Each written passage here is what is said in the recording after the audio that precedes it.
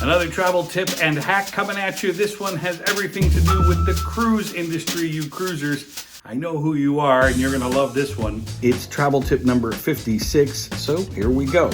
Most cruises are priced per person, double occupancy per stateroom or cabin. Now here are the factors that affect the price. That's the cruise line, the duration of the itinerary, the date of the itinerary, applicable taxes or specials, and the type of cabin you select.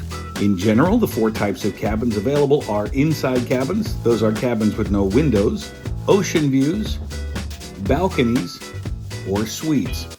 Multi-bedroom and adjoining rooms are also available.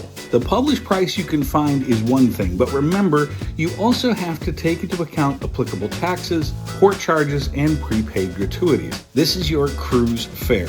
On most lines, optional items such as shore excursions, Wi-Fi, specialty dining, alcohol, and beverage packages are all available with additional charges. The most popular cruise destination in the world is the Caribbean, and my favorite duration is a 7-day itinerary.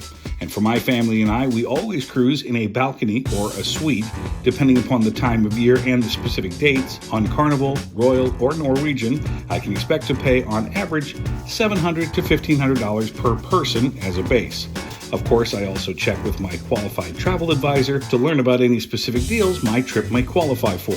So there you have it. Bon voyage. Happy cruising. For these and other valuable tips and hacks, just go to my website. That's ericthetravelguy.com. Thanks for watching.